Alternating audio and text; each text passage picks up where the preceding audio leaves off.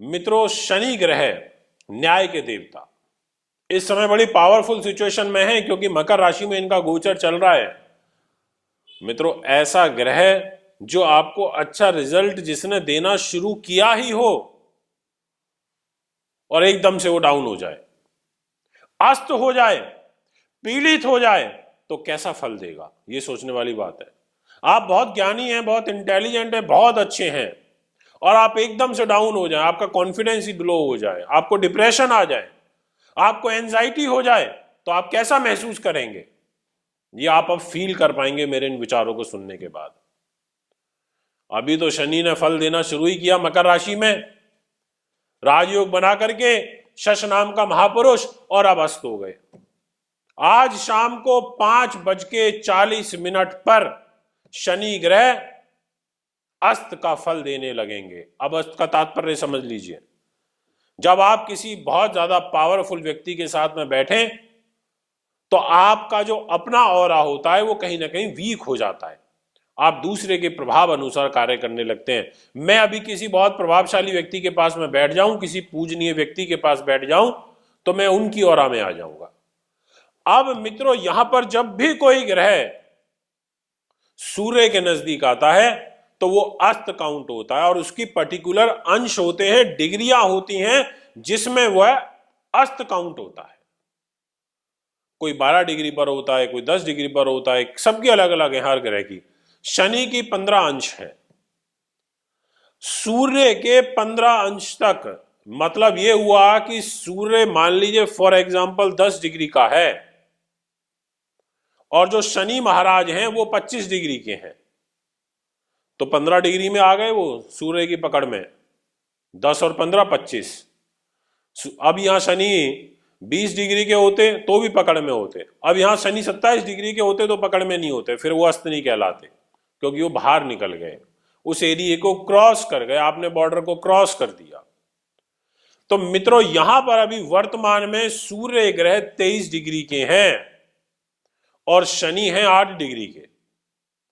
अब आप लगाइए तो आपको समझ में आ जाएगा कि ये तो पूरे ग्रिप में आ गए इनकी एक तरीके से, क्योंकि 8 और 7 15, यानी कि अब यहां पर जो शनि का अस्त का जो प्रभाव है वो शुरू हो जाएगा।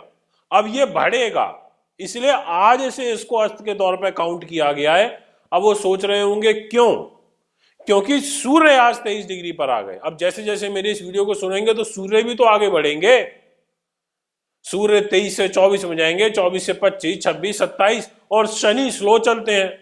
तो शनि अगर इस समय 8 डिग्री और 13 कला पर है तो वो 9 डिग्री पे नहीं पहुंच जाएंगे कि अगले 10-15 दिन में, कि भाई 1-2 दिन के अंदर। वो थोड़ा थोड़ा अंशों पर चलते हैं, कलाओं पर चलते हैं, क्योंकि स्लो चलते हैं, और सूर्य फास्ट चलेगा। तो यानी कि अब जब सूर्य ग्रह से शनि पीड़ित होंगे तो किन राशियों के ऊपर संकट के बादल मंडराएंगे, ये आज हमारा विषय रहेगा इस वीडियो में चर्चा का। और कब तक ये भी सुन लीजिए, 9 फरवरी तक, लंबा समय नहीं है ज्यादा। ऐसा इसलिए मैंने कहा क्योंकि फिर ये 9 फरवरी के आसपास सूर्य बहुत आगे निकल जाएंगे, शनि पीछे रह जाएंगे, तो वो अस्त का प्रभाव खत्म, राशि के हिसाब से भी बहुत आगे निकल जाएंगे। अभी धनु में तो इसलिए अस्त की कैटेगरी में आगे, फिर मकर, कुंभ, मीन, मेष आगे जाते चले जाएंगे, और शनि बहुत पीछे रह जाएंगे, फिर से एक बार अच्छा फल मिलने लगेगा। तो दोस्तों, कौन कौन सी राशियों के ऊपर कैसा प्रभाव रहेगा, किन लोगों को थोड़ा संभल के चलना होगा, और अस्त ग्रह कमजोर होने के कारण अपने फल में कमी करता है।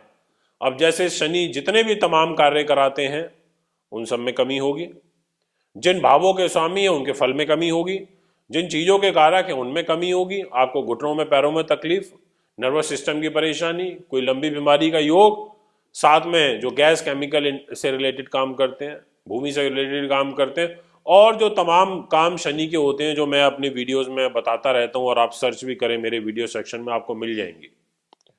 मित्रों, आज सबसे पहले जिस राशि की मैं बात करूंगा वो है मेष लगन।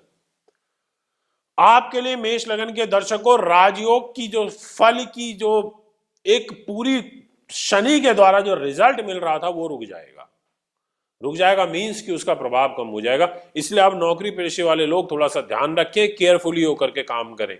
मेष लगन है, आपके 10वें भाव में शनि बैठे हैं और 10वें भाव में बैठ करके अस्त हुए हैं, मीन्स कि अननेसेसरी व्यर्थ की तनाव और दौड़ भाग और चिंताएं, कोई बनते ही हुए कार्य का रुक जाना, ऐसी समस्याएं उत्पन्न हो सकती हैं। इसलिए ट्रांसफर प्रमोशन को लेकर के अब रुक जाएं, थोड़ा धैर्य रखें, फाइल अब थोड़ी रुक करके पुट ऑन करें।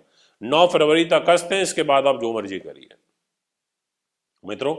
इसके बाद जो नेक्स्ट लगन राशि रहेगी उन पे कैसे स्थिति दिखाई देती है, तो मैं वृष लगन वालों के लिए बताना चाहता हूं कि आपका जो राजयोग चल रहा है, केंद्र त्रिकोण योग कारक होते हैं शनि वृष लगन में, क्योंकि भाग्य स्थान में बैठे हैं पर अस्त हो गए। अब ऐसी स्थिति में आपको क्या करना है, पूरा का पूरा केयरफुली वर्क करना है। भाग्य के सहारे अब नहीं बैठना, क्योंकि जो मेहनत और जो तप आप कर रहे हैं उसके फल में कमी होगी। यहां पर जो शनि महाराज आपको अपॉइंटमेंट लेटर, ऑफर लेटर मिल रहा था, अब उसी में कुछ हो सकता है सैलरी का डिडक्शन करके मिले या पैकेज में कुछ कमी हो जाए। इसलिए आपको यहां पर थोड़ा सा ध्यान रखना है।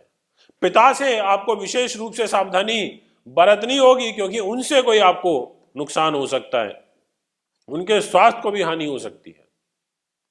मिथुन लगन के दर्शकों की यदि मैं बात करूं तो आपके लिए अष्टम भाव में शनि महाराज अस्त हो रहे हैं, और इस घर में बैठने के बाद, अस्त होने के बाद यहां पर बीमारी आपको बढ़ा सकते हैं।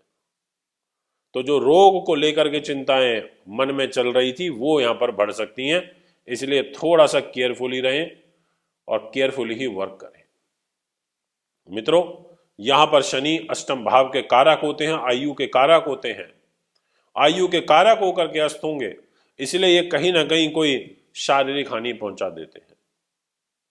थोड़ी सी भी कोताही ना बरतें। यदि स्वास्थ्य आपका खराब चल रहा है तो बिल्कुल केयरफुली होकर के आपको काम करना चाहिए। अब मैं बात करता हूं नेक्स्ट लगन राशि की, जो कि कर्क रहेगी।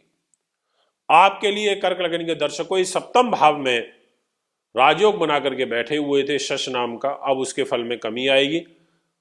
पति पत्नी के बीच में और पार्टनर के साथ में मतभेद की स्थिति यहां पर बनती हुई नजर आ रही है, इसलिए ध्यान रखें। बात करना चाहूंगा कन्या लगन की। आपके लिए जो ग्रह गति रहेगी इसके अनुसार जो विशेष रूप से शनि का फल है वो एजुकेशन को प्रभावित करने वाला रहेगा, और गर्भवती महिलाएं थोड़ा सा ध्यान रखें। कंसंट्रेशन, ध्यान एकाग्रता आपकी भंग होगी, क्योंकि शनि अस्त हो रहे हैं।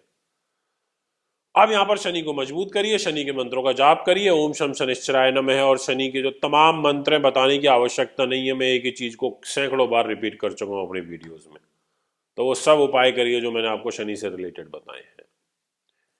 मित्रों, सिंह लगन के बारे में यदि मैं चर्चा करूं तो आपके लिए जो ग्रह गति बनेगी इसके अनुसार सिंह लगन में ये अच्छा फल नहीं देता। मैं एक बार नहीं सैकड़ों बार आपको बता चुका हूं, क्योंकि ये मार्केश होता है और रोग का स्वामी होता है सिंह लगन में, छठे और सप्तम का स्वामी होकर के इस समय अपनी मूल त्रिकोण राशि कुंभ से 12वें भाव में होने के कारण और छठे भाव में रहने के कारण, अस्त होने के कारण आपको स्वास्थ्य की ही हानि करेगा, आपको कोई पुलिस केस मुकदमे में उलझा सकता है। इसीलिए आपको इस बात का विशेष ध्यान रखते हुए आगे कार्य करना है। तुला लग्न के दर्शकों, आपके लिए तो यहां पर योग कारक है, राजयोग बनाकर के बैठा हुआ है, चतुर्थ भाव में है, अस्त हो रहा है। प्रॉपर्टी के लेन देन सोच समझ के करें, एग्रीमेंट वगैरह कोई साइन करें तो बहुत केयरफुली करें, अत्यधिक विश्वास में ना रहें, ज्यादा किसी पर विश्वास ना करें, दिक्कत आ सकती है। इसलिए यहां पर मैं आपसे कहना चाहता हूं कि जो 9 फरवरी तक का समय है, इस टाइम पीरियड में काम करिए, क्योंकि शनि है तो योग कारक, पर अपने आप को थोड़ा और अलर्ट कर दीजिए। जब मैंने आपको बताया कि थोड़ा ध्यान रखना है तो थोड़ा ध्यान और बढ़ा दीजिए। यही तो है एक मार्गदर्शन, यही है ज्योतिष, एक आगाह करती है आगे की स्थिति से अवगत कराने के लिए। वृश्चिक लगन के जो दर्शक रहेंगे उनके लिए यहां पर तीसरे भाव में शनि का गोचर है। छोटे भाई बहन मित्रों से धोखा मिलेगा, लंबी यात्राओं से कष्ट होगा, व्यापारिक यात्राएं सफल इतनी नहीं हो पाएंगी क्योंकि अस्त हो रहे हैं, इसलिए आपको यहां पर ध्यान रखना है। अब मैं आपसे सीधा बात करता हूं नेक्स्ट लगन राशि मीन, उनके लिए कैसा रहेगा। मित्रों, आपकी जो ग्रह गति रहेगी उसके अनुसार ये लाभ स्थान में अस्त हो रहे हैं तो लाभ में कमी करेंगे, पर कोई बात नहीं, क्या है, 1 महीने का समय निकाल लीजिए थोड़ा। अगर जहां आपकी लाख रुपए की इनकम है और वहां 60-70 से भी काम चलाना पड़ता है तो कोई बात नहीं है, पर एटलीस्ट काम तो चल रहा है क्योंकि है स्वग्रही। अब इसको मजबूत करिए, यानी कि इसके मंत्र जाप करिए। नीलम पहनने की सलाह तो नहीं देता, पूजा पाठ रत्न थेरेपी में बहुत बड़ा रिजल्ट है, आप बिल्कुल करके लाभ ले सकते हैं। बस थोड़ा बड़े भाई बहनों के साथ मनमुटाव हो सकता है, इस बात का ध्यान रखें। परिवार के लोगों के साथ वैचारिक मतभेद उत्पन्न हो सकते हैं, तो इस बात का ध्यान रख लें। मित्रों, इसके बाद जो नेक्स्ट लगन राशि रहेगी जिसके बारे में मैं आपसे बात करना चाहता हूं वो है धनु लगन। आपके लिए धन के घर में अस्त हो रहे हैं, तो यानी कि पैसे को अंधा कर देना। अस्त का मतलब ही होता है कि इंसान का अंधा हो जाना एक प्रकार से। इसीलिए यहां पर जो आर्थिक लेन देन करने हैं वो सोच समझ के करने, और परिवार के लोगों में छोटी छोटी बातों पर आप उनके साथ मनमुटाव ना करें। वाणी पर संयम रखें, क्रोध से बचें। इसके बाद जो नेक्स्ट लगन राशि रहेगी वो है कुंभ लगन। आपके लिए जो ग्रह गति रहेगी उसके अनुसार मित्रों जो विशेष फल रहेगा शनि का, वो 12वें भाव पर है। खर्चों की अधिकता होना और दूसरे के बहकावे में आकर के पैसे को खर्च करना, इसलिए इस बात से बचना चाहिए और थोड़ा स्वास्थ्य का ध्यान रखें।